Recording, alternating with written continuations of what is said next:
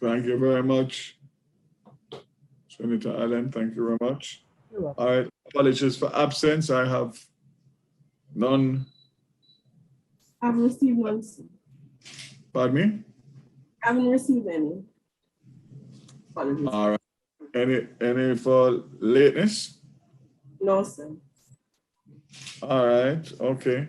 So again, welcome members and of course supporting team, and for the presenters today, who we have WRB Energy, which is represented by Mr. Robert Blenker and Mr. Roderick Heaven. And of course, after that, the Jamaica Institute of Engineers, led by Mr. Rupert James, who is chair of the electrical division, Mr. Glaister Ricketts, and Miss Melissa Townsend. So we have been going through and getting presentations. Ms. McCarthy, have we received any more written submissions? No, Minister, we haven't. Just PSOJ had indicated that they would amend their submission. They were supposed to be here today, but indicated late that they wouldn't be able to attend today's meeting. I'm not sure if they'll be able to attend next week's meeting, but just for their submission to be amended. I've received. All right. So just for the members, just remind us how many submissions we have actually received. We received 10, sir. 10? Yes, sir. Okay, so after these two today, we'll have how many left? 6? Yes, about that, sir. But JCC has indicated that they would not present, so it's just their comments that we would be using during the clause by clause. Okay. All right, so members, we'll just move straight into the review and confirmation of the minutes from the 19th of May, 2021. I'm sure the members would have gone through the minutes and reviewed. So before we get to matters arising, is there anything that the members want to raise in relation to the review of the minutes? And if not, ask that someone move for the confirmation of the minutes of May 29th. I'd just like to, Chairman, again, commend the recording secretary for very comprehensive, probably too comprehensive minutes, but I really want to commend her. I would like to suggest, as we go along, because I noted that she has inserted recommendations throughout the minutes. But I think it is important for us, Chairman, because we have not done our own reflections on these recommendations. And at the end of the day, we do need to have a composite document that will have all of the recommendations for contemplation by the committee. So as she goes along, she could start to compile a summary document of the recommendations so that we don't lose track of them. You know, there are some very important issues that have been raised, but I want to commend her. It has been really very good going through to refresh our memories when the minutes are presented this way. All right. Thank you, member. I suspect, and Ms. McCarthy can clarify for me that what she's doing is basically just making notations in the minutes of what has come up for what recommendations have been made. But obviously, I think that what you have recommended would be put forward in terms of a summary document where we go through recommendation by recommendation, and of course, try to seek consensus on that to be able to sign off or not. And then, of course, that will form part of the final deliberations prior to the committee finishing its work. Am I right, Ms. Mack?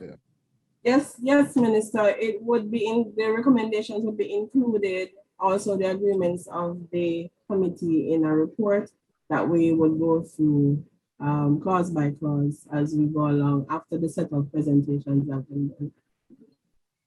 All right, and I think what member Paul is saying is that we would want to make sure that it is done in a way that we can actually go through it and be able to move very quickly in terms of dealing with the issues that have been raised. Yes, All right. Minister. But Bardwell, with those comments, I suspect that you would move to the confirmation. I so move. Thank you, Member Bardwell. Seconded. I'm seconding Janice. Senator Allen, thank you very much. Thank you very much. So we'll move now to any matters arising. Any matters arising, members, from the minutes that you want to raise? All right. So we'll move straight into the presentations, and let me welcome WRB on behalf of the committee, WRB Energy. And again, what I would ask is for members to just raise their hands and to mute their mics when they are not participating, so that we get the best audio quality on the presentation. So welcome WRB Energy. I think we have Mr. Blenker and Mr. Heaven. So over to you. Thank you. Thank you very much, and good afternoon, good morning to all. There are some familiar faces and some new faces, and Minister Vaz, we very much appreciate this opportunity to comment. For the benefit of the members of the committee, I want to emphasize that written comments were circulated. What I'm going to present is materially similar to those comments. So my hope is that I will not be reading to you verbatim, but rather running through some thoughts and ideas, and I would encourage you to stop me at any given time for clarification as it seems appropriate. Let's see, sorry, let me see if I'm screen sharing here, now there we go. Just a quick overview. First of all, I wanted to applaud your efforts. I'm not in Jamaica today, and I only hope that the regulator of the electrical system where I am today could be as open and participatory as Jamaica has been. I think the transformation over the last 10 years of the electricity sector in Jamaica has been remarkable. I think that it is the openness and the striving for constant improvement and responsiveness to customer needs is moving not only the electricity sector, but the nation of Jamaica forward. I think if you look at investability or doing business indices around the world, aside from healthcare, the electricity sector is probably one of the most important metrics that people use when evaluating a place to make investments or do business. And I think Jamaica has done a fantastic job. WRB has been in the region for over 50 years. We have operated utilities in Turks and Caicos, Dominica, and Grenada. So we look at things from a utility perspective, but also we look at them from an IPP perspective, in that we were pioneers in utility scale solar in Jamaica as part of the RFP process. And then finally, we're consumers of electricity. We buy electricity in many jurisdictions and sit on the consumer side of the ledger as well. And so we have, I think, a fairly well-rounded view that we would like to contribute to the discussion. We also recognize contractual arrangements with market incumbents and the absolute importance of rule of law when it comes to respecting and upholding existing contractual arrangements, and the need to find creative and innovative solutions in that context. And this is the spirit in which we offer our comments today. We don't see this as a one-time interaction, but rather what we hope is an ongoing and meaningful interaction, as has been history to date. And once again, we appreciate this opportunity. So let me jump in here real quick. I have two main observations regarding the act itself. And then I have a few other observations as it might relate to regulation going forward. The first comment we would make deals specifically with stakeholder engagement and transparency in the management of the sector. We really think that the sector has a wealth of I would say, world-class professionals participating in the market. And by engaging them and facilitating meaningful comments, not only as particular pieces of legislation move forward, but as we try to reimagine the sector, I think Jamaica can capitalize on the wealth of knowledge that exists in the sector. We have rapidly evolving technologies and economic structures that are being successfully implemented elsewhere that I think are either applicable or are cautionary tales for Jamaica. And many of us have been subject to those changes. We have a rapidly evolving technology base. You know, sitting on the utility side of things, it's absolutely critical that when, you know, Mrs. Forsyth and Mrs. Etienne goes to flip her switch, that the lights come on. And so by their very nature, utilities tend to be very risk adverse and change resistant. And yet we are in probably one of the most explosively changing times in the electricity sector in at least my lifetime.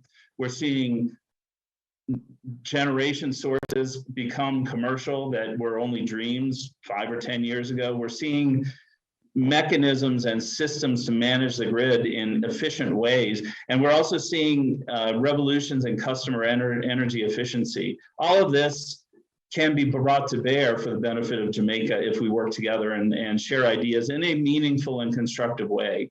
And once again, I want to emphasize, I think some steps have been taken in this direction. I want to applaud those steps, and I would like to encourage us to continue working in that same way.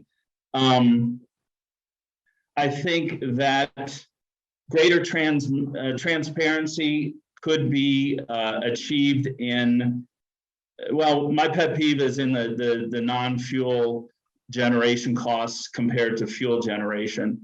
When PCJ published fuel pricing, it was very easy for us to benchmark the economic efficiency or competitiveness of our non-fuel generation.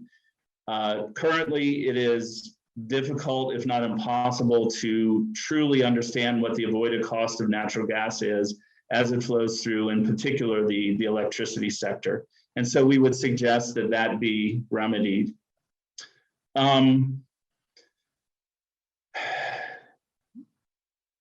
And this really relates to my second point here in the third schedule, clause 1D, the generation avoided cost. There is a requirement to make this, to calculate and make this cost public every 2 years.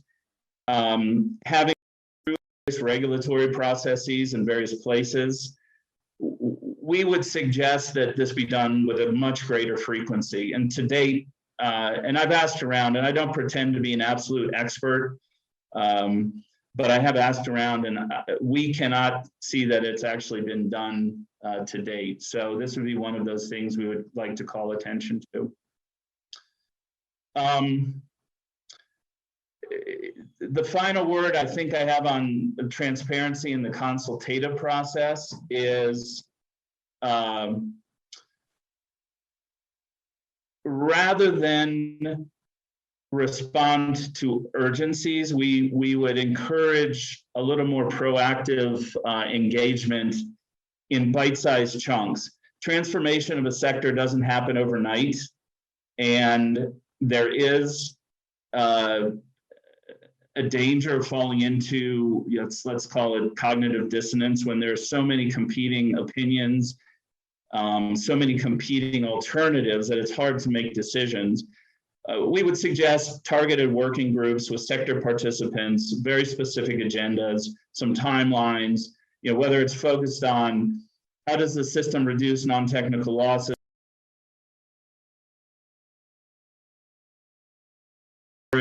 should the system operator manage storage, should the individual IPPs manage storage, how do you mobilize capital, how do you engage customers in this process? It doesn't have to all be solved at once, but it can be solved through targeted, consistent, and structured exchanges between IPPs, energy experts, consultants, JPS, and other participants in the market.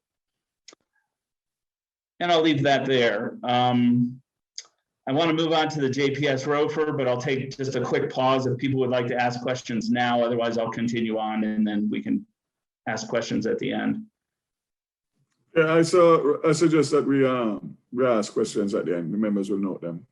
Okay, perfect. I'll try to move on quickly here. Very quickly, I have a couple slides addressing the JPS ROFR, but the long and the short of it is, we feel that the JPS ROFR is anti-competitive. And I know this is a contractual arrangement. I know it is incorporated or enshrined in certain agreements.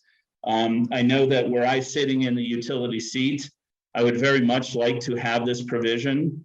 My fear as a participant in the market is that unless very carefully managed, the ROFR will fail to mobilize and capitalize on the competitive nature of the market and the innovative nature of the market to provide the lowest cost electricity with the most cutting edge technology available. Rather, it poses the risk of slipping back into business as usual. In the event that the ROFR, obviously we would suggest that the ROFR be eliminated. And I recognize that there are some challenges to doing so. But in the event that the ROFR stands, then any pricing for energy produced as a result of that ROFR should be priced via a synthetic competitive process. And by that I mean, ideally you would have a competitive process and take the lowest price bid and use that to apply to the JPS ROFR. Unfortunately, I think that would be a difficult ask. I think market participants, knowing that JPS would be the ultimate winner, would not participate in preparing bids for such a tender. It's expensive, it's time consuming, et cetera. So, I've seen this done elsewhere. You could essentially run a synthetic tender utilizing an international consultant like KPMG or other similar advisory firm, and they can develop what they would reasonably expect to be the market pricing for power coming out of a tender process. So that would be our thoughts on the ROFR. I have some additional observations regarding the sector, and these are things that we have been struggling with for the last 6 or 8 years. But if Jamaica is to reach its targets, its very ambitious and laudable renewable energy targets, I think we feel it's imperative to unleash the power of consumers and the Jamaican market, and doing so would bring in, I think, significant installations of renewables, frankly, without negatively impacting significantly negatively impacting the incumbent system operator.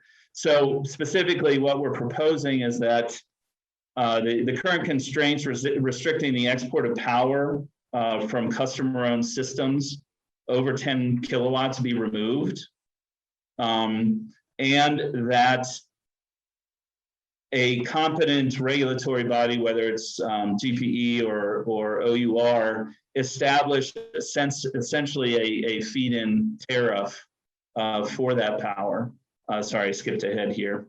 And so specifically what I mean is if a hotel, let's say, wants to offset some of their electricity by putting 100 kilowatts of solar on the rooftop, we feel they should be able to, which they can today. However, they're prohibited from exporting that power to the system. We think this is a suboptimal arrangement, and that there is a competitive way or a cost-effective way for JPS or the system to accept power in excess of what the customer consumes at any given time through a regulated buyback pricing. There are many approaches to this, whether it's net billing or feed-in tariff or net metering. I don't want to propose a specific solution because I think that's a matter of discussion and analysis of contractual rights and responsibilities, but I do think it is an issue that should be resolved. All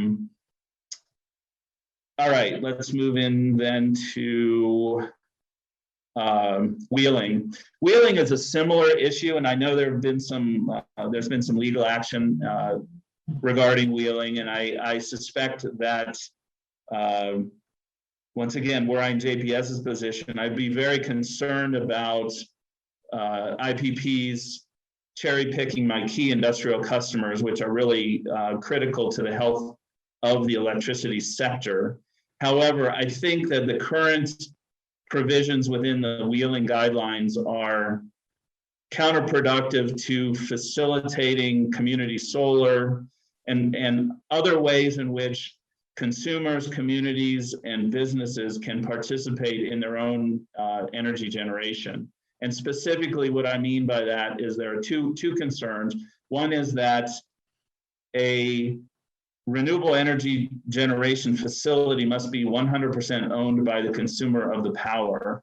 And this closes various sorts of funding schemes, whether you're using crowdfunding or offering, in the case of our solar facility in Content in Clarendon Parish, we had offered a component of the project for investment by people who live in Content Village or within Clarendon Parish or in Jamaica in general. However, because of the way wheeling works and because of the way certain contracts were established, it's very difficult to truly execute on that.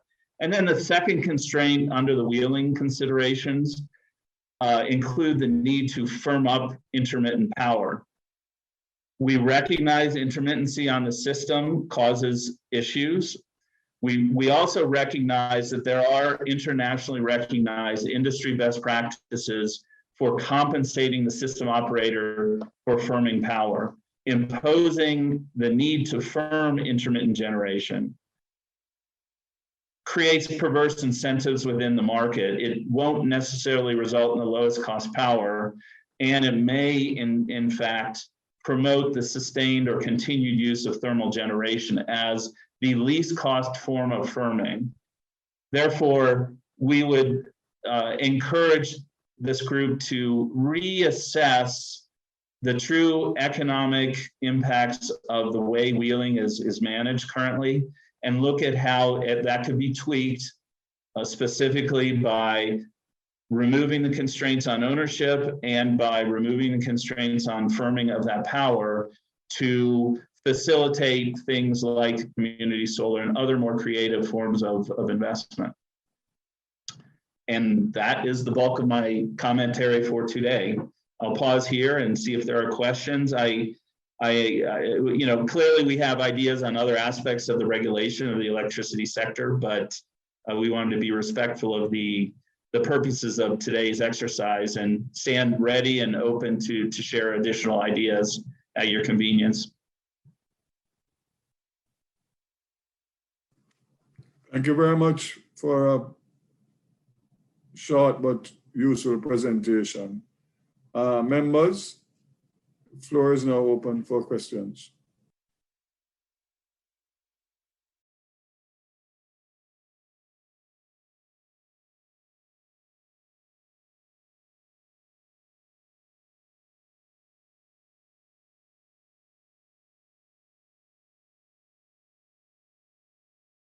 Said, Chairman said, a really succinct but very useful presentation.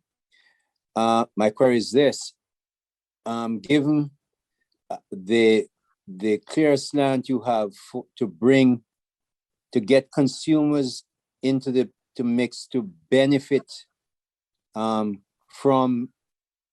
solar energy, from renewable energy, arguably Jamaica's equivalent of Saudi Arabian oil is our sunlight. We have a very high GHI in many parts of the country. And the arrangements that we now have, certainly the grid tied arrangement, the approvals to get ordinary consumers to benefit from an investment without interfering with the grid backbone as such of the country. I have a question on that. It would seem to me that you're suggesting that really and truly not only should customers be allowed to do this, but I'd like you to expand a little bit more on moving that 10K cap, which of course also affects wheeling. I know you don't want to interfere with contracts, nor would I want to interfere with contracts. Those have to be negotiated. But as a general principle, could you expand on that a little bit more? And then I want to come back to you on the effect of the kind of grid production arrangement we have. But that one first.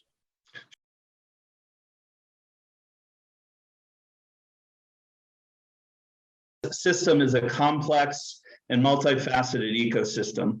Different consumers have different needs in terms of reliability, in terms of price, in terms of volume of service. So for example, if you're running a highly sensitive manufacturing process, you need very consistent voltage and frequency.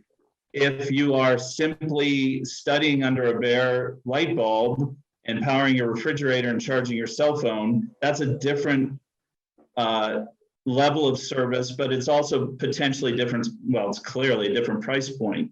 Entirely, so, yes. I'm sorry? I said entirely, yes. Sorry. Yeah, and so I think there are a number of solutions that can, for lack of a better term, democratize energy generation, put generation within the hands of customers who can afford it without penalizing those who cannot. And that's very important because in the early days of solar, there were a lot of subsidies and utilities were asked to subsidize solar programs at the expense of the customers who could not afford solar in many cases. And so we want to avoid those perverse incentives. But to your point, today I'm sitting in Costa Rica where we have made an investment in a company that provides solar financing for small scale solar, both commercial and residential. And so we enable, just as you would borrow low cost funds to perhaps buy a car, or if you're a farmer to buy a tractor, we are providing a distributed solution for customers who would like to take control of their own energy generation.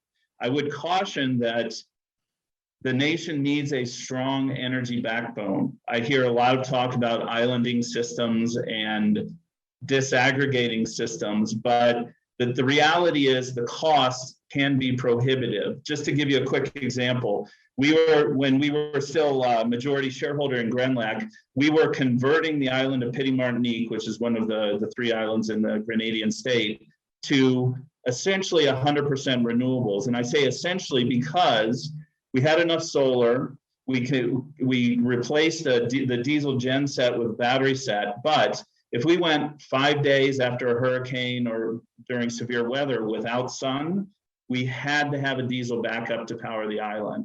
So getting that last mile, that last 10% can be cost prohibitive. So to your point, are there mechanisms that could allow a broad range of customers to invest in their own energy future and enjoy a reasonable rate of return? Reasonable being obviously a polemical term, but let's say a 10 to 12% return on their investment? Absolutely, whether it's through on-bill finance from the utility, whether it's through an initiative like ours. I'm sure you're aware of the USAID initiative, but the idea is to precisely invest in distributed solar and find ways to bring cost-effective capital to bear on investing in distributed solar with the customers. And then you can have community energy projects where, let's say the village of Content decides to pool capital together and build a 2 megawatt solar farm next to our current facility. And each of the people who invested in that will benefit from that investment as shareholders. So there are a number of ways to do this. The key is equitable and resilient policy that adequately assigns costs and responsibilities throughout the system, and a willingness to be honest about the economics of each solution, as opposed to either jumping on whatever is fashionable today in terms of energy policy, or, and I know I'm speaking to a political environment, but pandering to politics. I think it's important to get the economics and the policy right. Everything else will solve itself.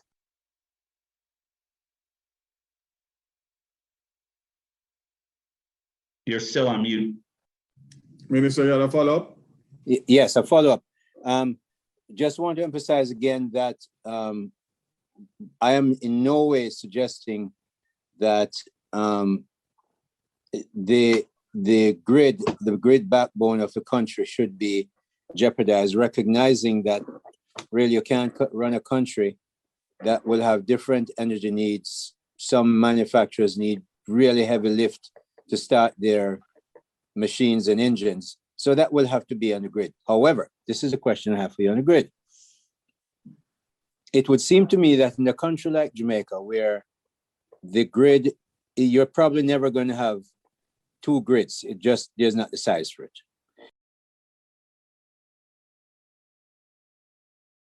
Recognize that.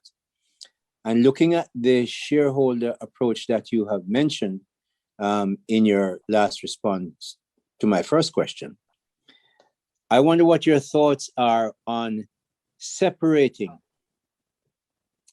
maybe, probably some of the main shareholders now would set up a special purpose vehicle. For instance, this one method you can think about, you can suggest others, special purpose vehicle that would hold the grid.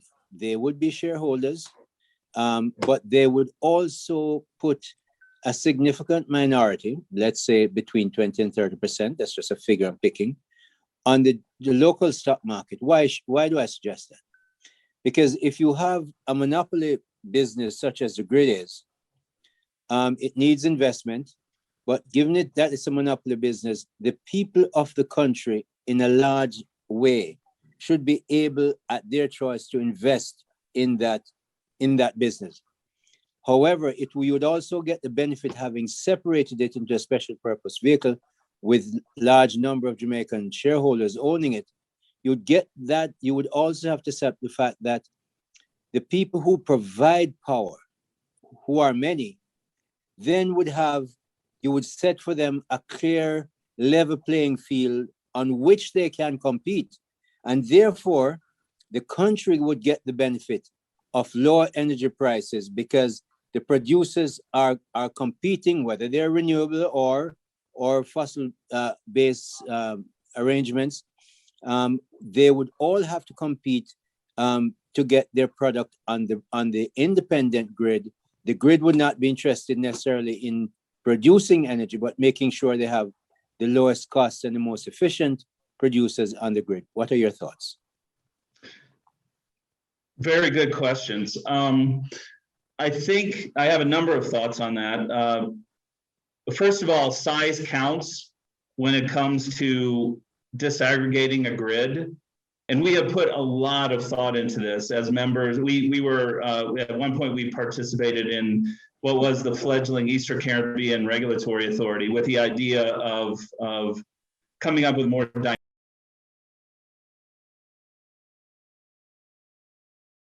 Jamaica, of course, is the colossus of the Caribbean, but from an installed capacity perspective, it's still on the low end of size. I think the World Bank had very interesting experiences with the unbundling and disaggregation of the electrical system in Colombia. And there are many lessons to be learned there because there were some expected positive outcomes, but there were also some unexpected negative outcomes. And so I think there are, you're not going to like my answer potentially, but I think there's a case to be made for disaggregating generation from system operation. I think it's, and this is my personal opinion, this is all subject to confirmation. I think it's unlikely that you would find somebody willing to invest in the distribution system because of the current non-technical losses and the troublesome nature of managing the distribution system. You might end up with a situation like the Dominican Republic where the private operators of the distribution system just handed the keys back to the government because they could not control what sometimes amount to as much as 40% theft on their system. So it's sometimes a challenging decision. On the other side, you can create a regulatory structure such as a price cap structure, which will provide all of the benefits of disaggregation of the system without the cost or the administrative complexities of managing it. So I would encourage you to look at both of those options. Now, in terms of democratizing the investment in the utility, in effect, this is happening across the region, meaning at Grenlec, 20%, let's see, 10% of the shares were owned by the NIS, which in effect means that every pensioner in Grenada owned a piece of Grenlec, and the dividends paid by Grenlec were absolutely critical to their retirement income. You then we had 1,800 Grenadian investors. We had opened up a tranche of, I believe it was 10 or 15% during the privatization to local investors. And the reality is at the time, a very small number of them actually, 1,800 of them participated in the privatization process. We attempted to do the same with Content Solar in Jamaica. And it's very important to understand that you want investors to be qualified, understanding that every penny of their investment, while unlikely, could be lost. And so we did not have any immediate subscription to our offering for Content Solar either. I believe community solar is a different sort of investment that is more appropriate. It's more akin to, let's say, a cooperative structure. And then I also think that when customers can invest in their own energy independence by putting solar modules on their own rooftop, that also democratizes investment in the energy sector. And I don't know if that addresses your comment, but I think they're laudable objectives. Yes.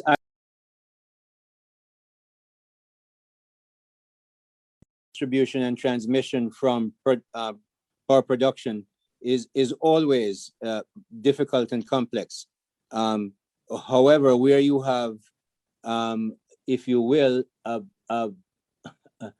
ring-fenced geography, as an island does provide you, and only one grid can survive, and you must have a grid. So we're not talking about distributive grids all over the place. It's really one grid we're talking about. What we're talking about is getting the best energy price on your grid, which means that as long as transmission and distribution are linked with production, you never can quite separate out those costs or those behaviors to make either one very efficient. Absolutely agree.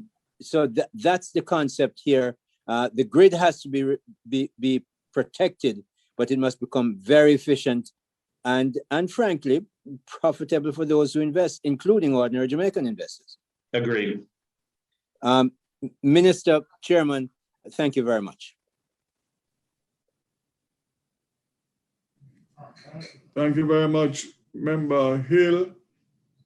I can't see if there's any other hands. I'm not seeing on my screen. Senator Crawford and Mr. Paul Wilson.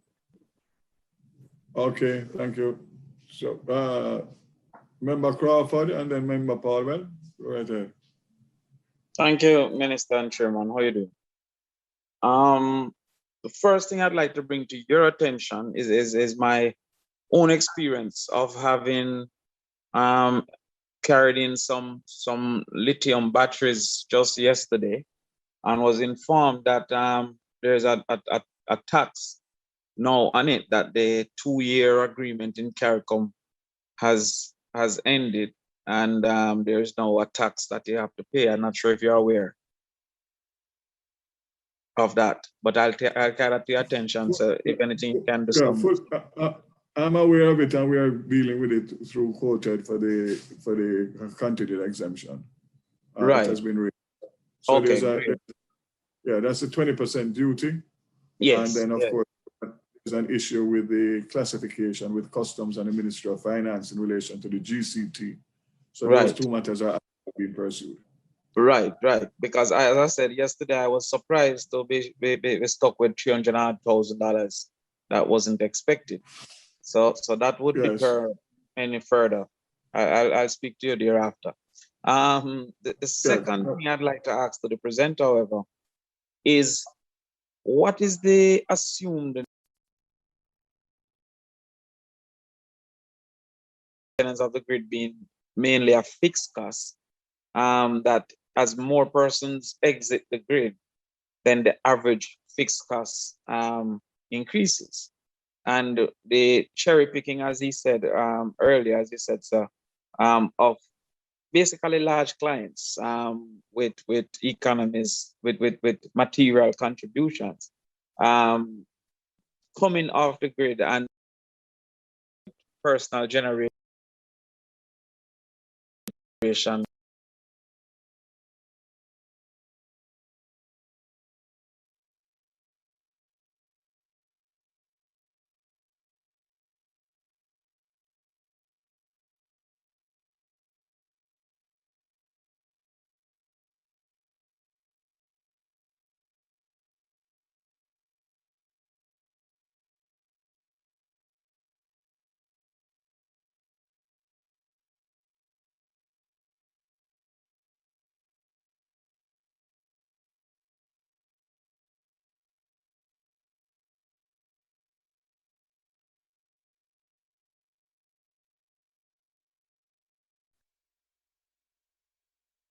I believe that the grid of the future, and there are those who have different opinions on this as well, but the grid of the future will probably be a number of microgrids that are interconnected to the central grid, that are interconnected, operate as a single grid, but are also able to operate on an islanded system in the case of catastrophic weather events,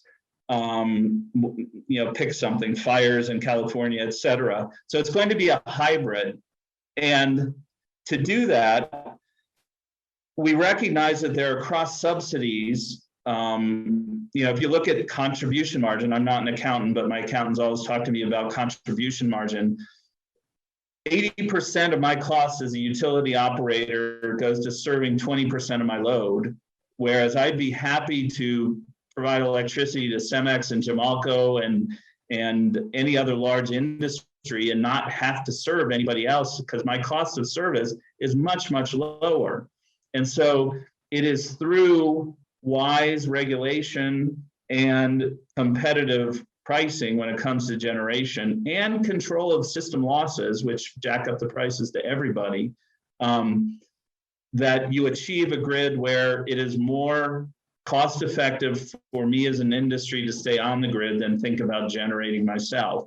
Now, I don't know if I'm at liberty to name the jurisdiction, but there was a jurisdiction in the Caribbean that had significant problems with, call it grid defection, where some of their largest customers were leaving the grid. And they found, just as we did at Grenlec in Grenada, we put some of our own generation on the campus of St. George's University, who is one of our largest customers, with the purpose of providing them the service they needed, the reliability they needed, but retaining them as part of the interconnected national system. So I don't know if this answers your question, but I think grid defection is a big problem. I think there are many cross subsidies that occur within the electricity sector.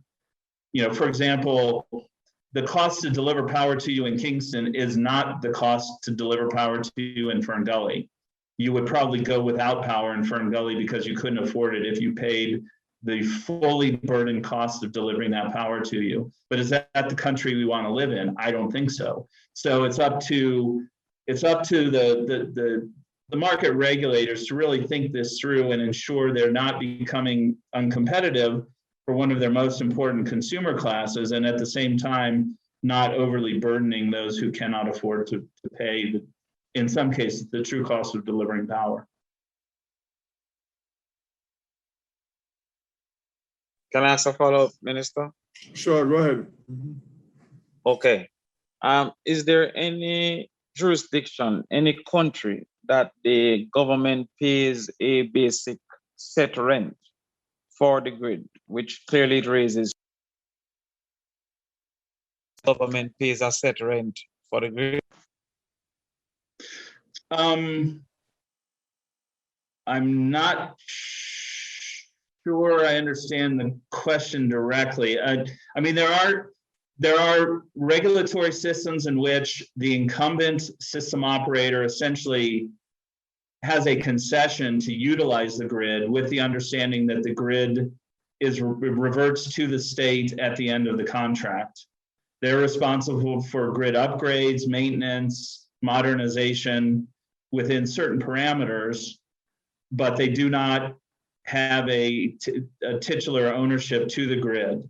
In other cases, the system operator absolutely owns every pole, every wire, every transformer on the system, and they are required to meet certain quality standards through the regulatory process.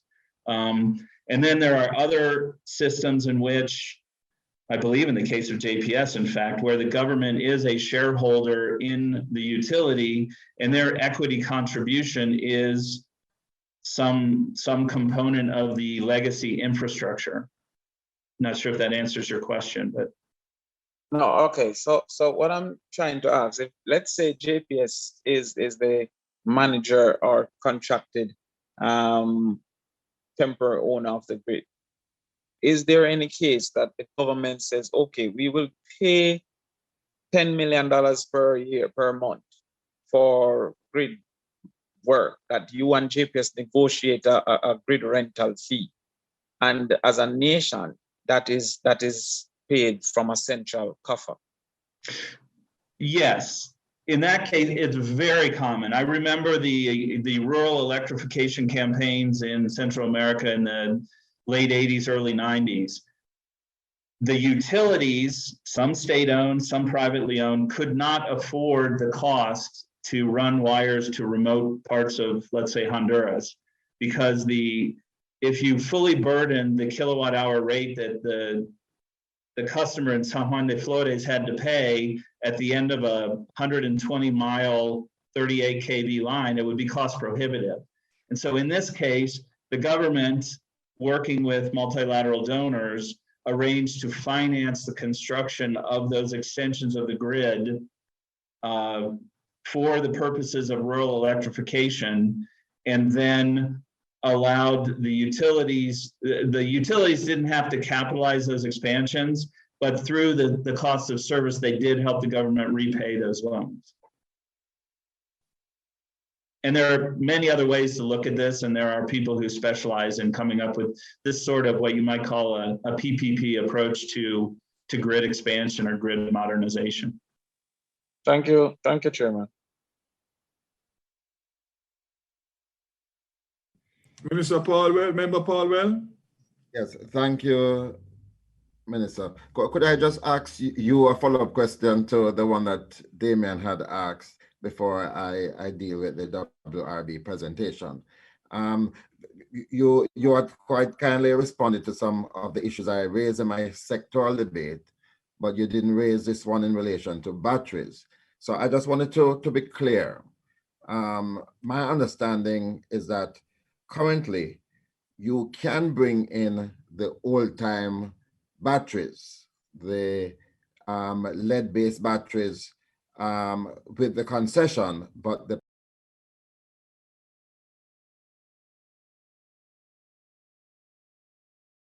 ferrophosphate batteries.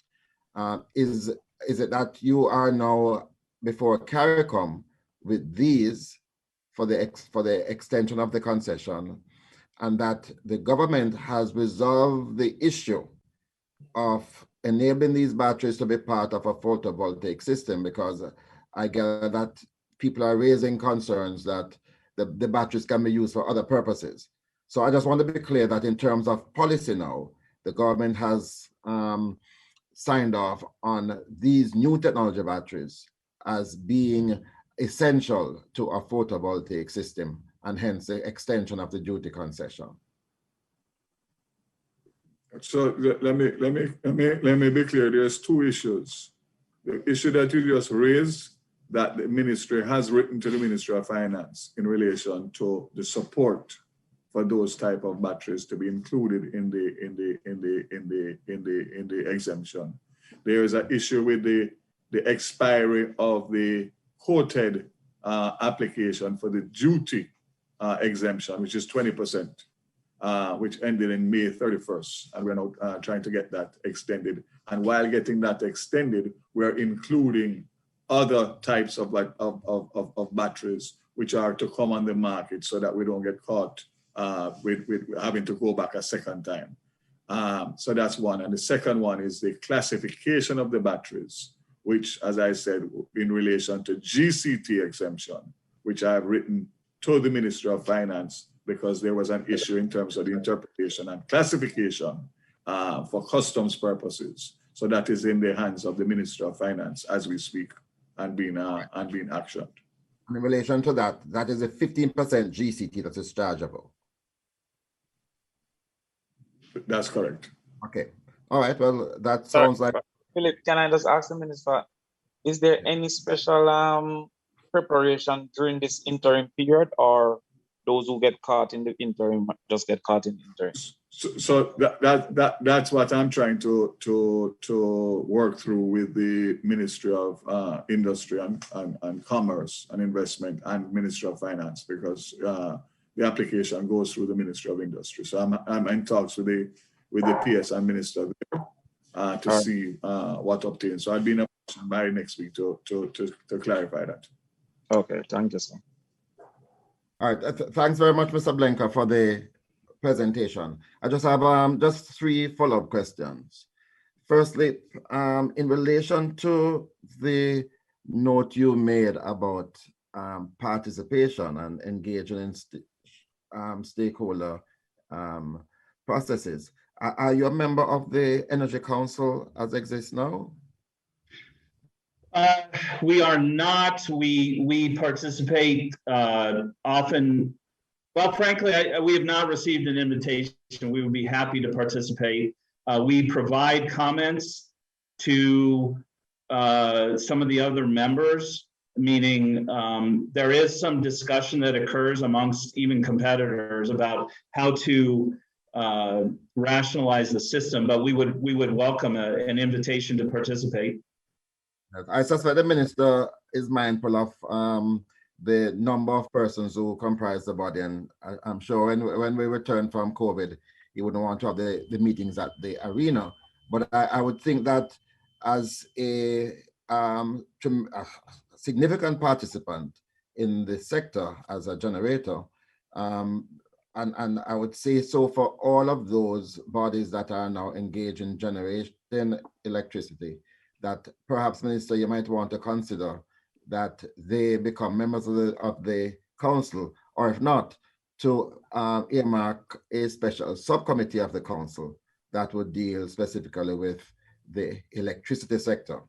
So it's a recommendation I'm making out of the comment that Mr. Blenker had made.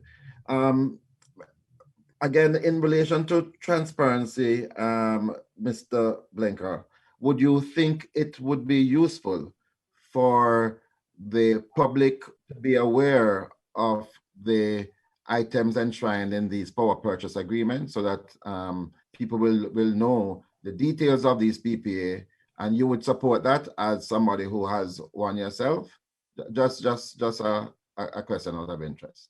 Yeah, in general, I support as much transparency as is constructive and necessary. So to answer your question, I think it's absolutely appropriate, and you can find in most regulated systems, I can go online and see what the market clearing price on renewables is for a given day. I can see what the transmission charges are for a given day. I can see what the market clearing price for fuel is on a given day.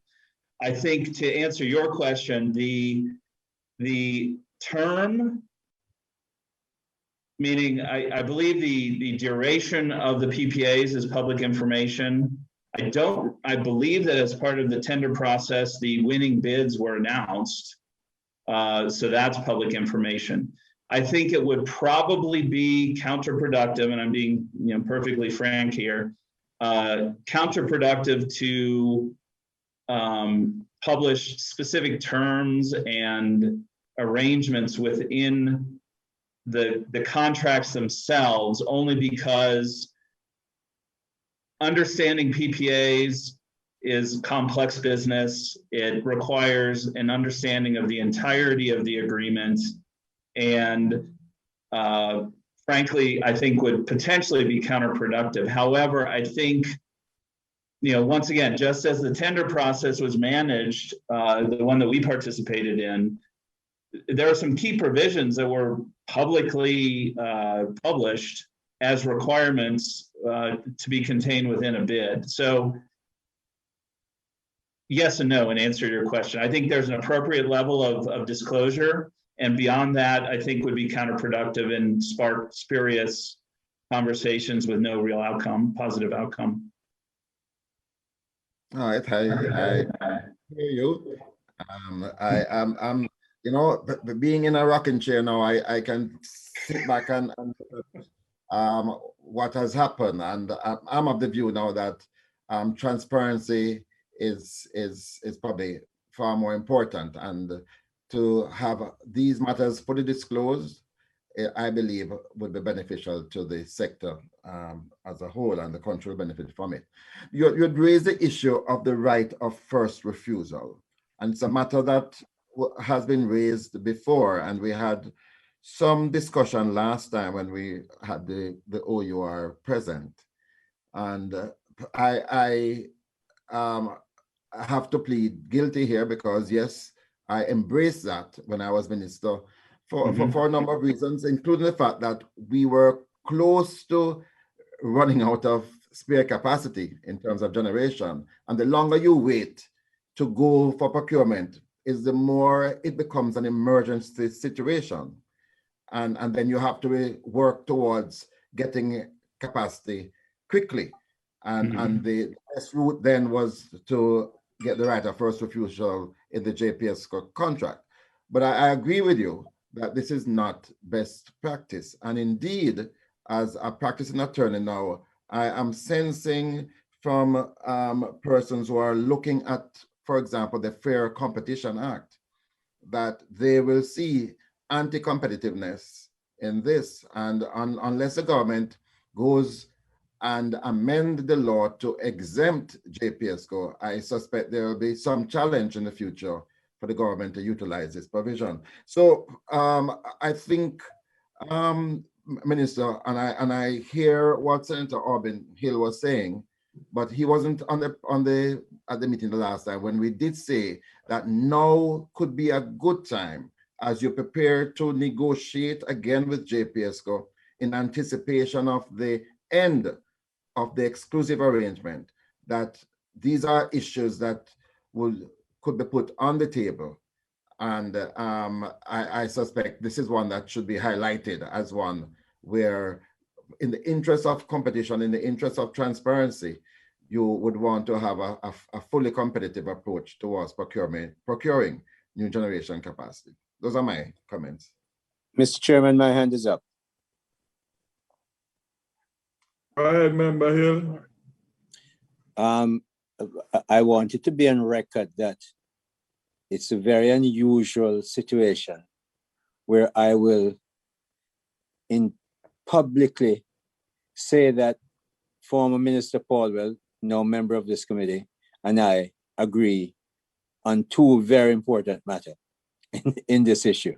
I wasn't here last week, Member Paulwell, and you're right, so I didn't hear that, but it seems to be that my thinking was in line with what was discussed last week on the transmission issue. The other one that I want to agree with you on that I did not raise, but is so vital, is that right of first refusal. I mean, our presenter made it very clear, it is anti-competitive. It is not in the interest of ordinary Jamaican consumers, whether those consumers are individuals of whom I really press forward for because they don't generally have a voice, or it's in case of corporate entities that do generally have accountants and lawyers who can carry their voices for them. So I would definitely want to say that as we come to this juncture in that agreement, the right of first refusal is a grossly anti-competitive one.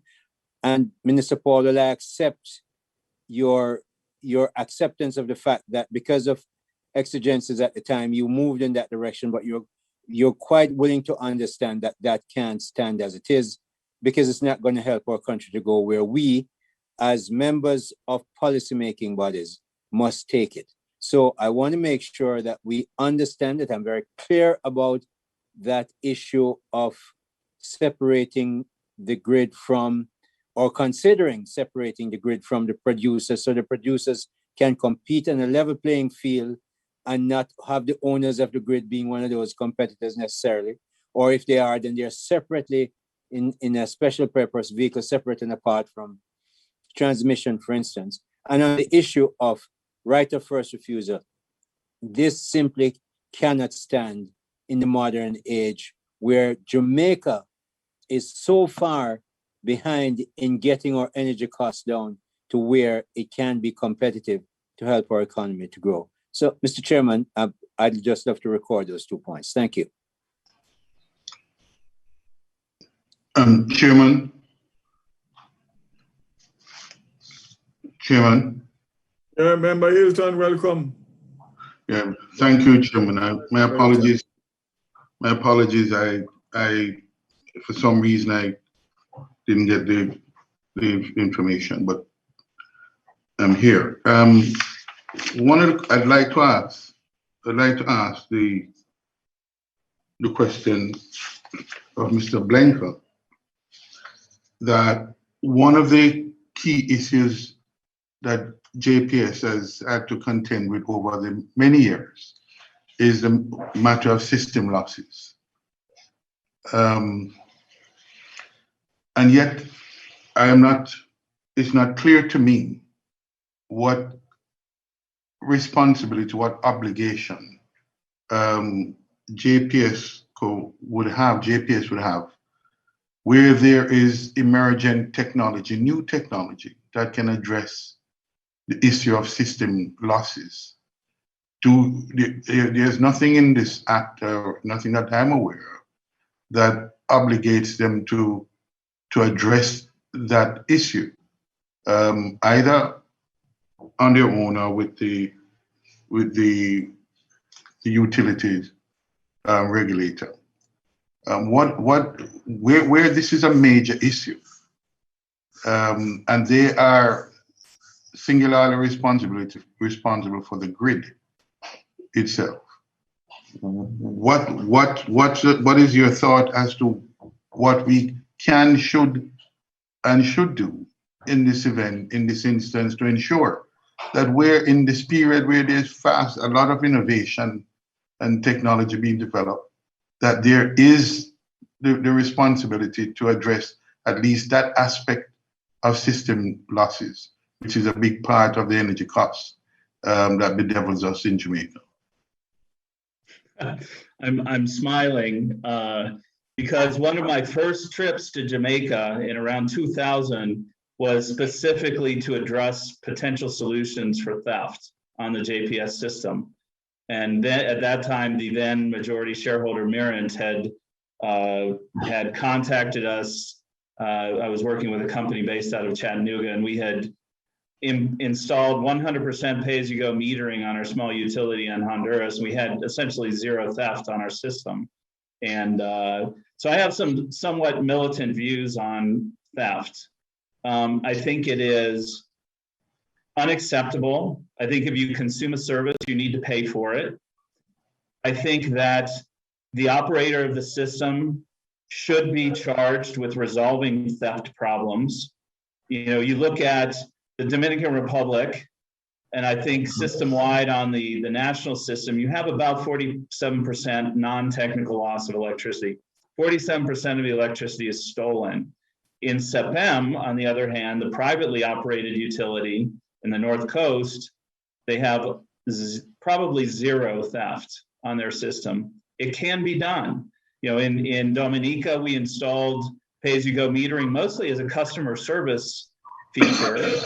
And in Grenada, frankly, there's a culture of payment. I don't believe we have a huge problem with that. So I think the system operator should be made responsible for controlling theft, but I will also challenge the honorable members on this call, and I am accused of not being very diplomatic sometime, but solving theft requires a political will as well. So when the utility goes after especially well-connected thieves, there needs to be a political will to support them and not suggest the utility back off on pursuing disconnection and measures to control theft.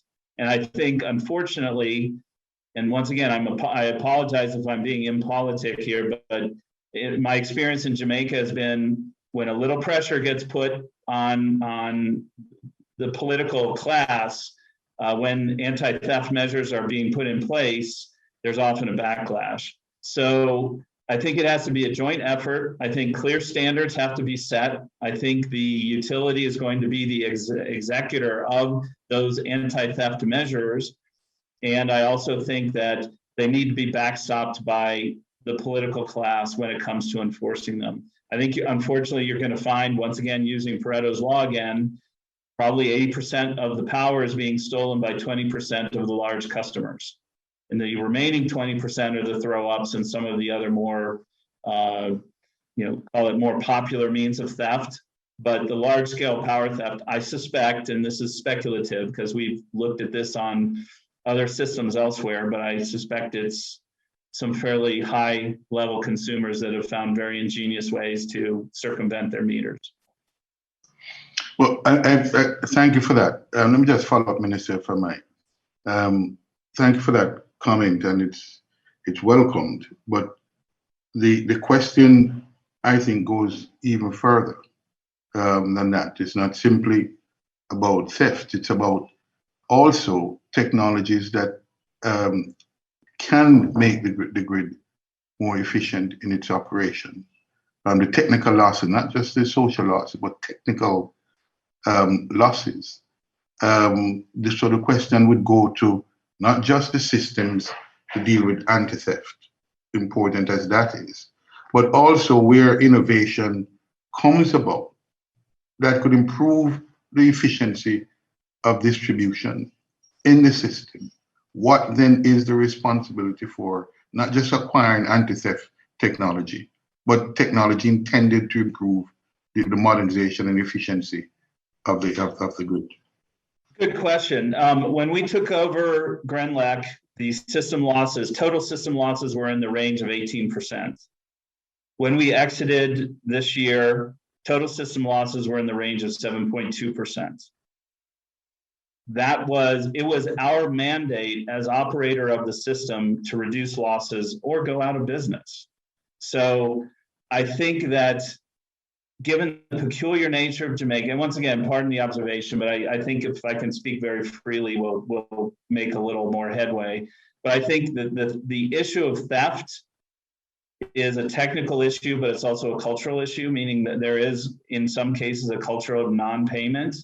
But on the technical side, it is the incumbent system operators to meet efficiency and system loss targets established in their operating contract as per regulation. Now, if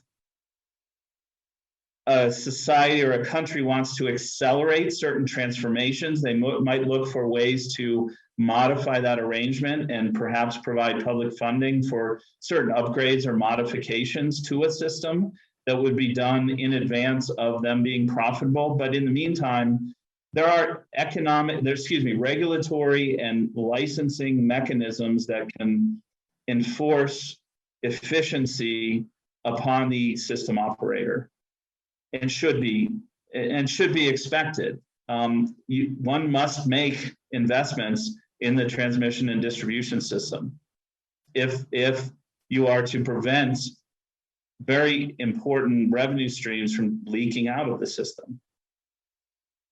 Are you satisfied that there is a sufficiency of those protective measures or obligation in this arrangement? I will make this comment recognizing that JPS is my most important customer for Content Solar, but I think they could be revisited and strengthened. So, thank you for those. Go ahead, finish, member. Go ahead. I'll come in after. No, I think Mr. Blinker has been as forthcoming as possible. Thank you. So just to follow up on your question and just make some general comments, that the issue of the technical losses and the social losses are high on the agenda. We've been having a number of discussions with JPS in relation to it. Right now, I think their technical loss is about 7% and their social about 15%. I want to make it clear that from the standpoint of me as minister and the government that I represent, that we will never support or protect anyone who is stealing electricity. And the fact of the matter is that yourself and member Paul would know more about that in terms of the issues that you face based on the geographics of your own constituency, as against obviously others. So that is something that I want to make clear. And secondly, I know that JPS is using technology and new technologies to work with the losses, especially the social losses, the theft. And they have presented to me some of their plans. So it's high on their agenda, and I think that it as you said earlier, it has to happen, because the bottom line is that both from the technical standpoint and the social or the theft of electricity, it's unsustainable at the levels that it is, and of course the consumers pay for it. So those are discussions that continue through the ministry and JPS. And it is, as I said, high on the agenda, because obviously it's in everybody's interest to get it down so that the consumers can lessen the burden. Just a comment on your comment, Minister.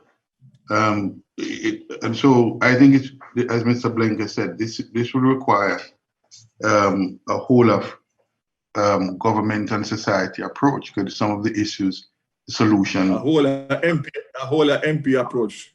Yeah, whole of government, MPs, everybody approach, because the solution to the problem is multifaceted. I don't think we have time to get into a deep discussion. Maybe we can set aside a special time to talk about all that is involved in that. But right now we are faced with issues. If I speak about my own constituency, the JPS will tell you of the effort that personally I'm making to try to assist in dealing with this issue. But there is also the need for us to move with some alacrity on government side to address some of the issues, so that we can find a solution that is workable and sensible. So I mean, I think all of us have to come together to find a solution for this one. And Member Paul might want to say something. Well, maybe this is not the occasion, but I mean, we have to look at all of the proposals on the table, and a joint effort at really dealing with this issue. It cannot be simply the solution is not simply technology, as Mr. Blanker points out, and I think you recognize, but I think we have to find some quick solutions.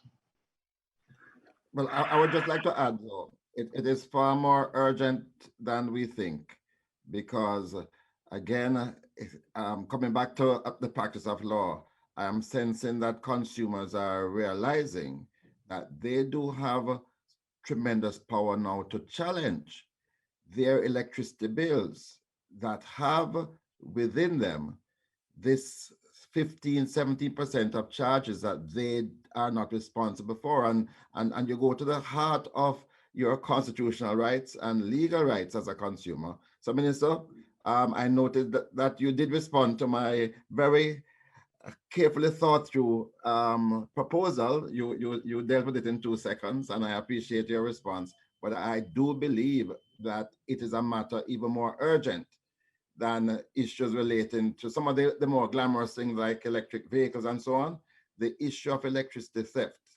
And I do agree that there are features of it in my constituency, but it is not only amongst poor people.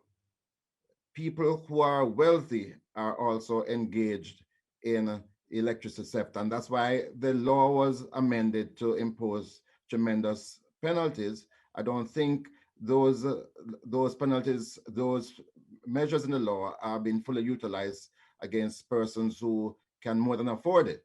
I think the practice has been to focus on those poor people who genuinely can't afford it. And we don't support theft. We believe that it is wrong. But there has to be a solution, especially for those legal paying customers who have to bear the brunt of this 17% additional charges that I know if they pursue it legally, they'll be able to get redress in the courts. Point taken, member, point taken.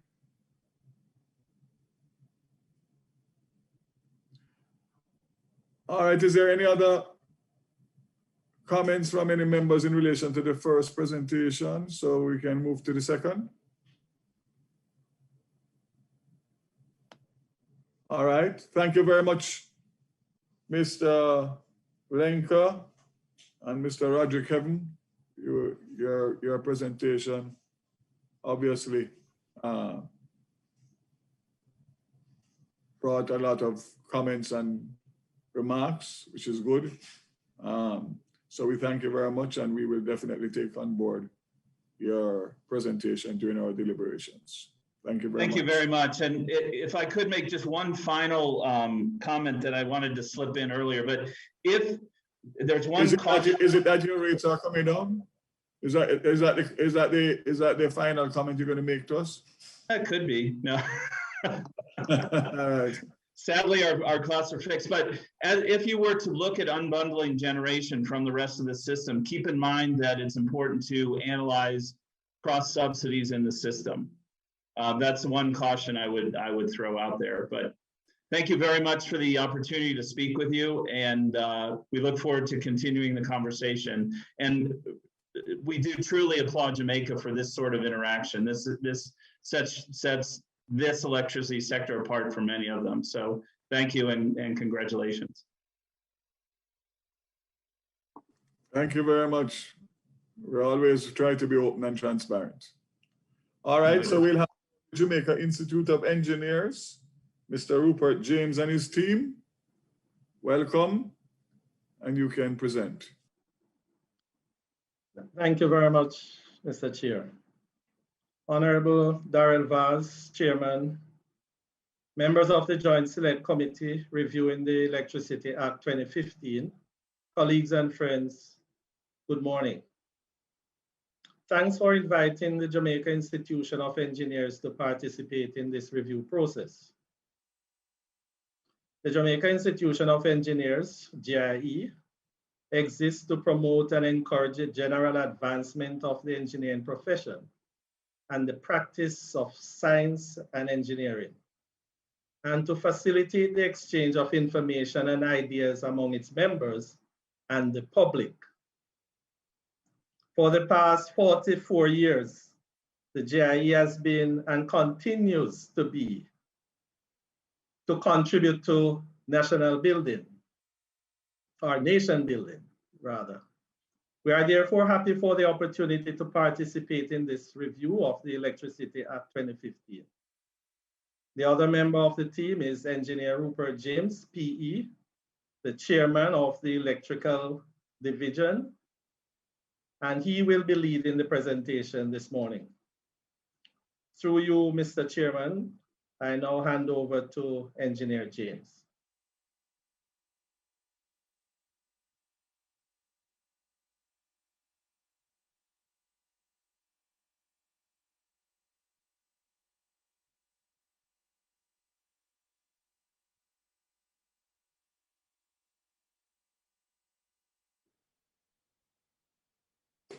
Is he on mute? Is Engineer James on mute, or is he having technical challenges? You know, it was just there a minute ago. Let's see what's happening there.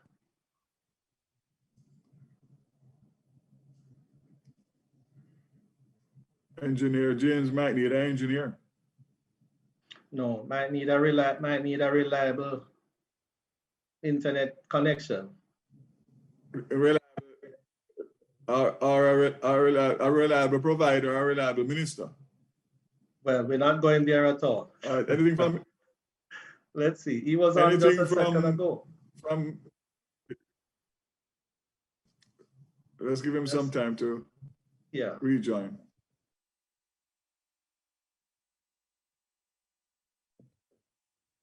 Mr. Minister, could you allow me 1 minute as we await? Because somebody just sent me a message that they weren't too clear what we meant by right of first refusal. And sometimes we use these terms and journalists are not. Okay. Okay, it seems as if he's back on.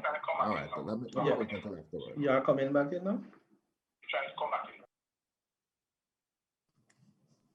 So James all right now? He's coming, Honorable Vaz. He's coming in a minute. He lost his service.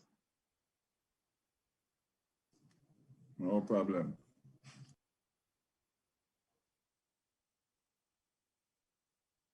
Yes, I was saying, Minister, that somebody just asked what is meant by right of first refusal and what that relates to. And sometimes we use these terms and people don't understand. It is basically the process that is used to bring on to the electricity grid new capacity, and the JPSCO has the so-called right of first refusal. So before you actually go to the market for a competitive tendering process, the JPSCO can utilize and assert its right of first refusal to obviate the need for a competitive process. So that's what we were talking about earlier on. I just want to clarify that because somebody just raised it with me. So it's in the context of the renewal of the upcoming contract. And Chairman, the point must be made that it is very uncompetitive because people won't bid, as the speaker said, in a situation where one party can overrule all bids and say, look, I want to do it. So it's uncompetitive and it's not in favor of lowering effectively the cost of energy to consumers, whether they are individuals or businesses. Correct. Minister, Engineer Rupert James is back in on this platform. Thank you, sir. Mr. James, go right ahead, sir.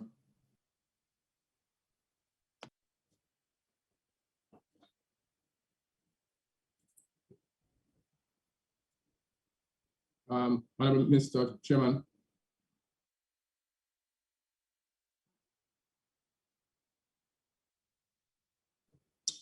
Seem to be having network Morning, issues. sir. Go right ahead, Mr. James. Go right ahead, sir. Morning from everybody.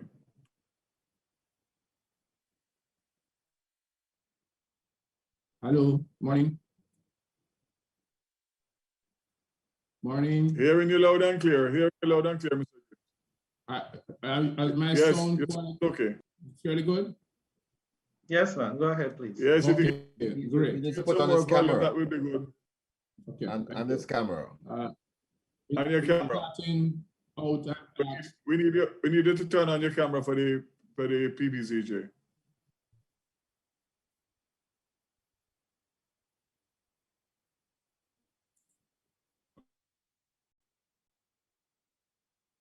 Okay. There you go with the camera feed.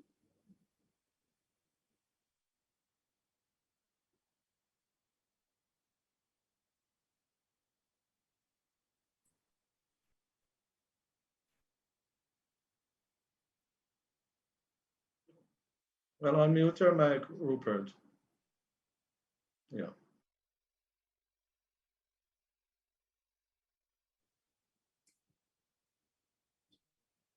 Hello, good morning.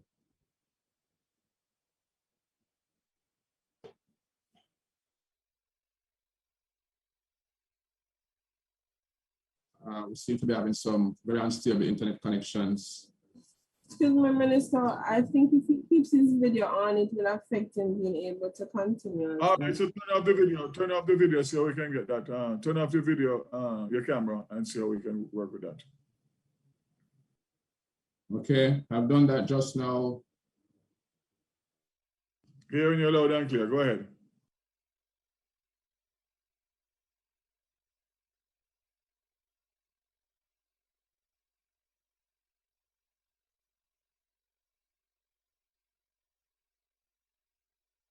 So Chairman, I'm having some serious challenges with the network. I'm trying to use my cell phone, data on my cell phone now, but it's still not working. It's in and out.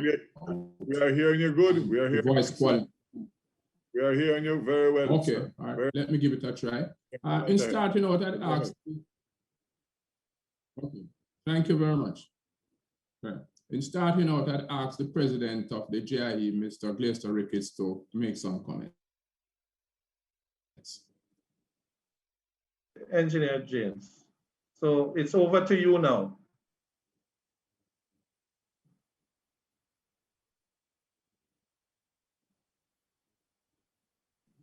Mr. James, the president is saying you can go ahead with your presentation. Don't worry about the comments. You made his comments already. So you can go straight into your presentation. Okay.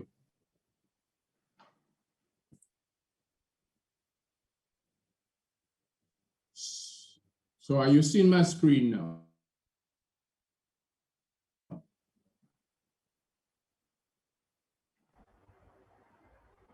What is it, Mr. James? Oh no, this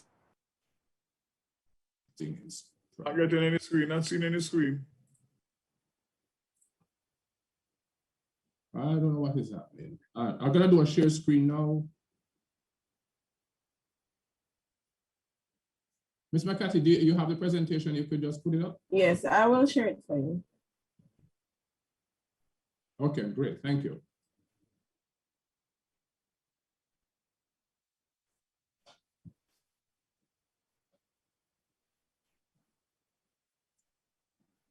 Okay, Honorable Chairman, members of the committee, the Jamaica Institution Engineers welcome the opportunity to make this presentation on the review of the Electricity Act 2015. We both looked at the act and the regulation that supports the act. Right. Next slide, please. Okay, the presentation will take the format of where we do what is the introduction, look at some of the laws and examine the weakness, make recommendations. Thereafter, we'll open for the discussion. Next. The Electricity Act, as per Section 60, requires the act to be reviewed by the Joint Select Committee of the House of Parliament no later than 5 years after the appointed date. The Jamaica Institution of Engineers, JIE, was invited in April to review such documents and regulations, and herein contains our recommendation. Next one.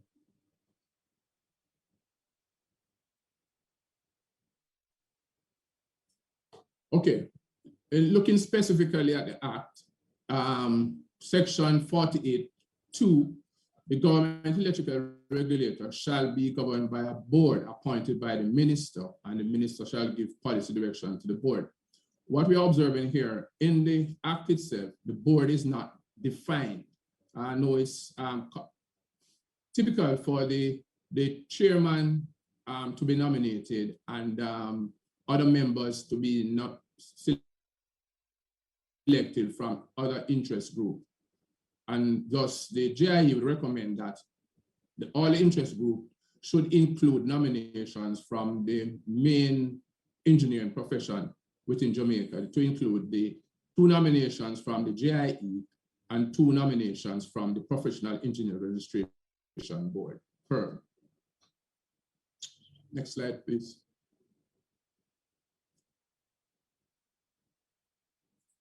Next one.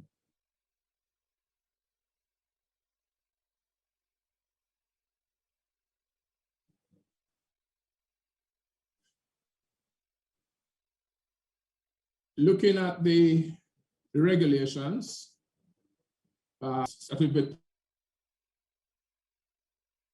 Part 1, Section 25 of the regulation, require an inspector or electrician to provide a list of all persons working on the schedule in which either the inspector or the electrician mission to the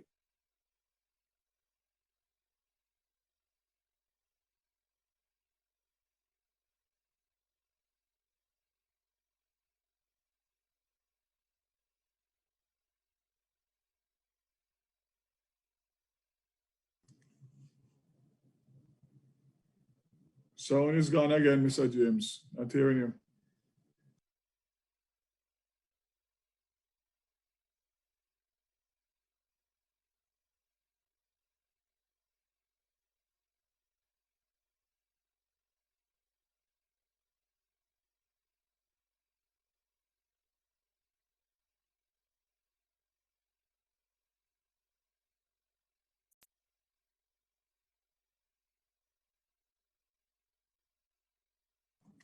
Not hearing you again, Sir James. See if you can rejoin.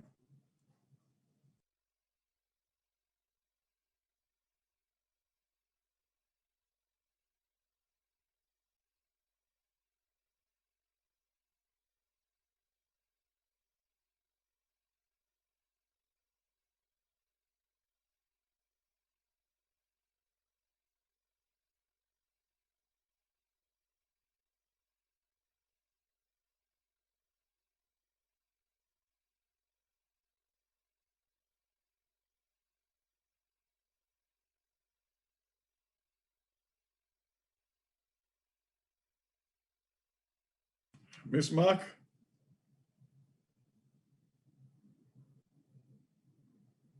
I'm back in. You're back? Yeah, I'm back. Let's see how quick I can get through this without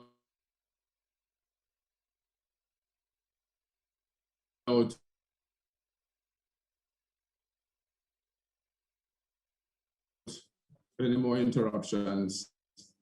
A time frame for which the inspector or the person is working on charge. It needs to be clearly defined. Let's go to section by regulator under section 48.3, section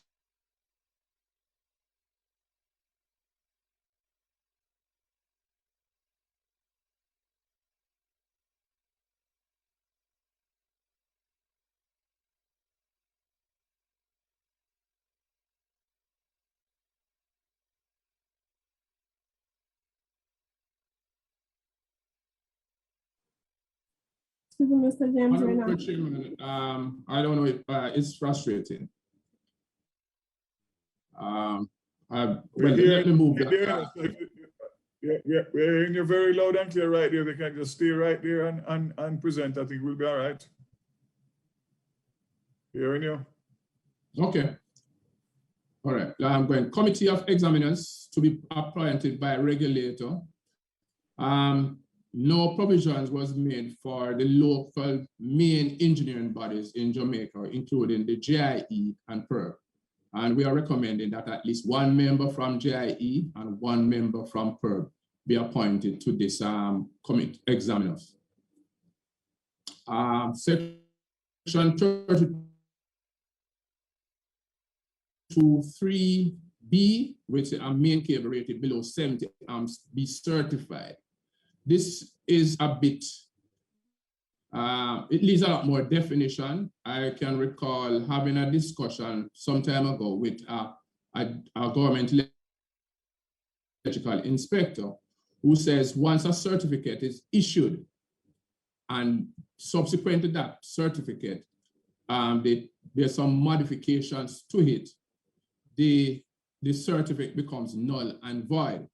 And so therefore, we need to have clear definition of what modifications are. Is it, if the client wishes to install an AC unit, does that require a GEI inspection? If the client installs a lamp, does that require a GEI inspection? The customer needs to be protected here because, for insurance purposes, if they go ahead and make modifications to the system, and the certificate becomes null and void, they'll become exposed. So we need to have clear definition. Next slide, please.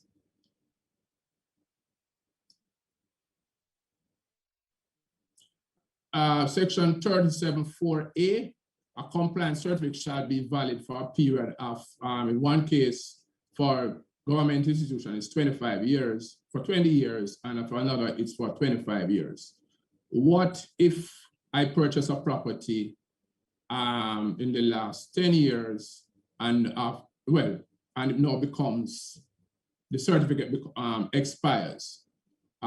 Based on the regulations, it has to be re-inspected, but before it can be re-inspected, the electrician need to come look at it, make an assessment. What are the non-conformances?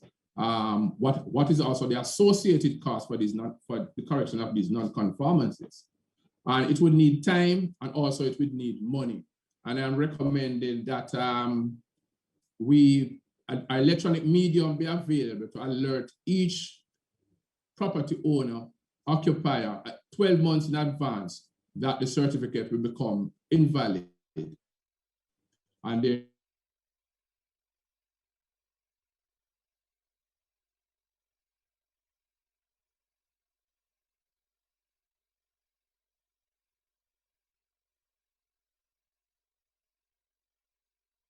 that they become re-inspected and certified. The third schedule, Part A, class does not speak to Professional Engineer Registration Act. PERB, and as such, we should in electrical power engineering and professional and PE. So the PE should be included in this description. Part 1A, Class 2 license, it's a similar thing. The professional engineer should be included in the description. Let's go to the next slide.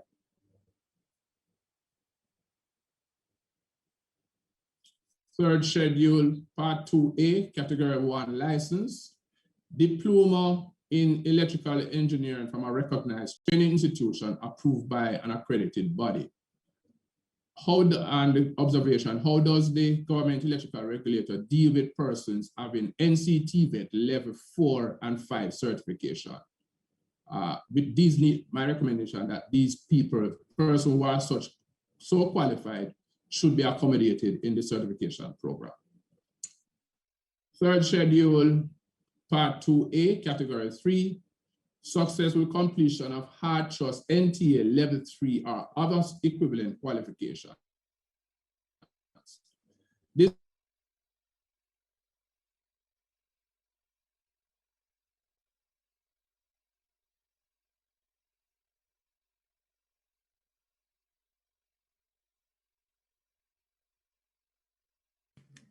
as the hard trust NTA level 3, I would recommend that the university account. If you look at the next slide,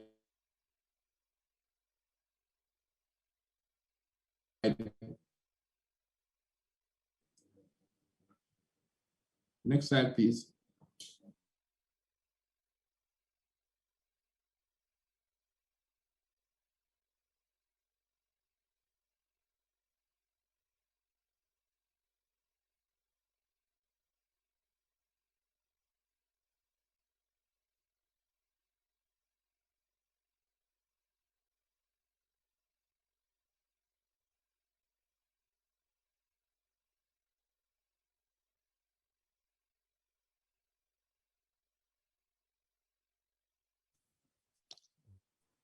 Mr. James, you're muted. Okay. I think it's okay. Could you just go back one slide for me, please? With the certificate, I just want to show the specimen. This is this certificate from NCTVET. It says a diploma and it has a level 3 certification on it. So therefore it conflicts with the previous one. And so I seek to have this, the regulation of it ratified.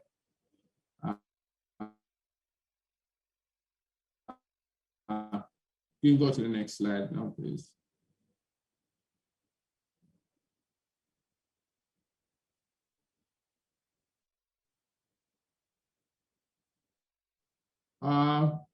Okay, look at some general comments. There's no provisions for persons with degree in technical and vocational studies. These persons train individual in electrical installation, and I would suggest if qualified to provide instructional delivery, then regulation should provide accommodation for them.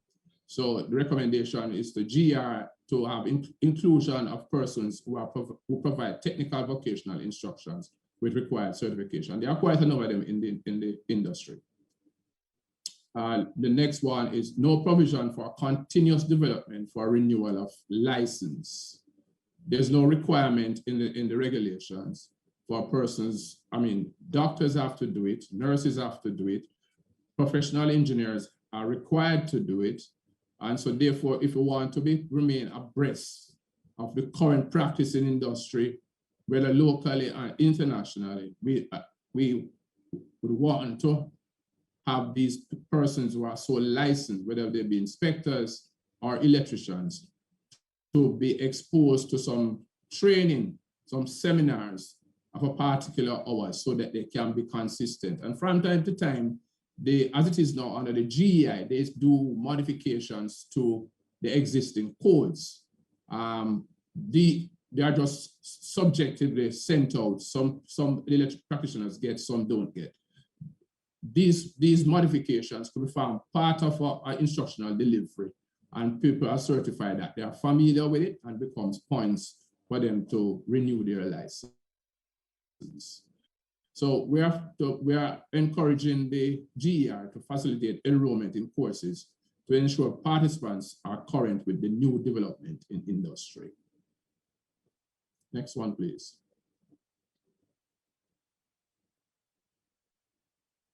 Okay, so we are now at a discussion point. I do hope the network holds up so that we can have a fruitful discussion. Minister?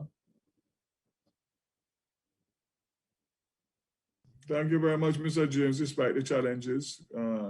Ms. McCarthy, you share these presentations with members, right? Yes, Minister, I sent them yesterday. I think some members are saying they haven't received. So I think Minister Hill and some others. So maybe what you need to do is just ask them to confirm when you send an email to confirm that they have received it, because it seems as if even Mr. Hilton is saying that he I think they may have been sent on an email this morning, Chairman. So I'll check. I saw a bunch of presentations just before I came into the meeting. So I have to go back and check. Okay, great. But since it's an email, they can just resend it. Okay. So thanks again, Mr. James and Mr. Ricketts. So the floor is now open for questions, clarifications, or contributions. Any hands up there, Ms. McCarthy? I can't see. Welcome. No, Minister, I'm not seeing any hands raised. Is a ministry rep on? Wants to speak to any of some of the things that were raised by the Institute of Engineers? Good morning, Minister, Chair. No, there are no items that I would want to discuss at this time. I think the presentation was very clear. The one thing I will mention is that the GER regulations in the Electricity Act are not specifically the items that Mr. James was speaking to. He was speaking to the separate regulation for the GER. So just to make that clarification.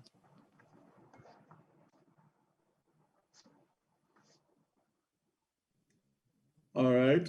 Any members?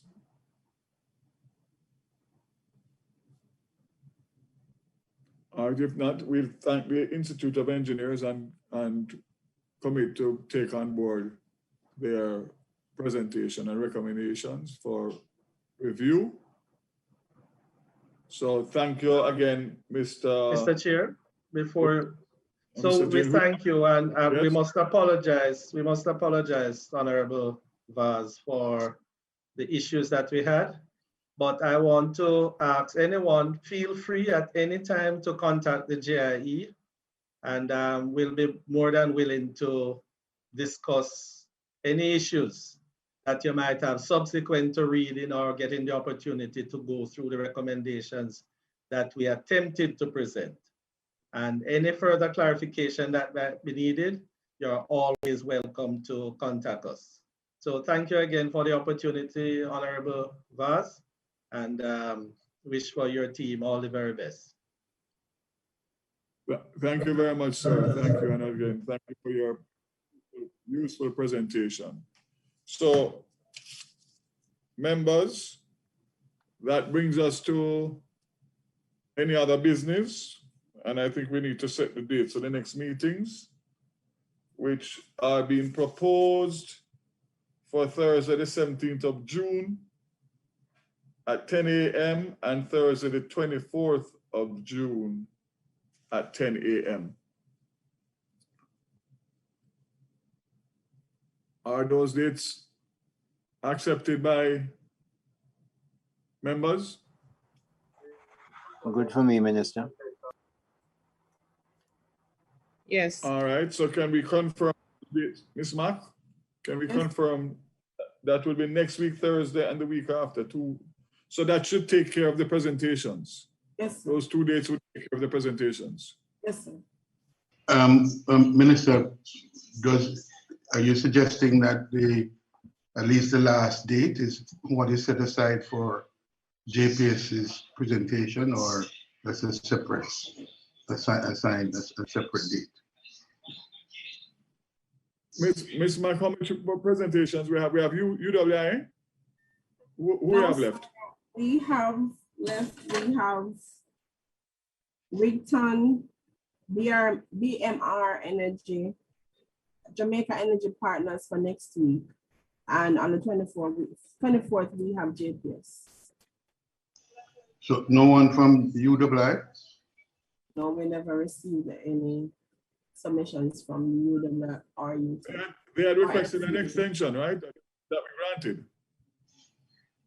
I'm not sure. I'm not sure Yui was a part of the persons that asked for the extension. So.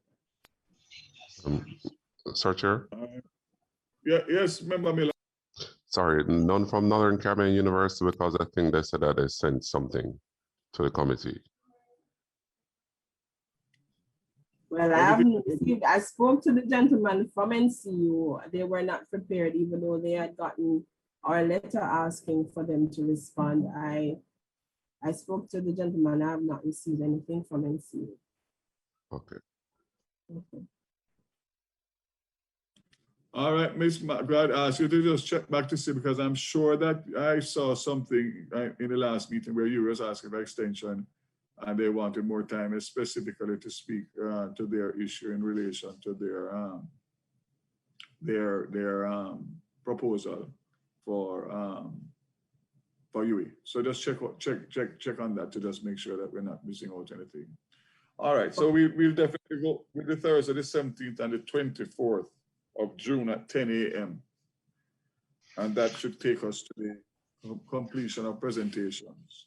Minister, just allow me, I'm just seeking clarification. I still, in those, are we concluding it? You were hinting or suggesting that we'll conclude on that timetable, the 24th, I think it is.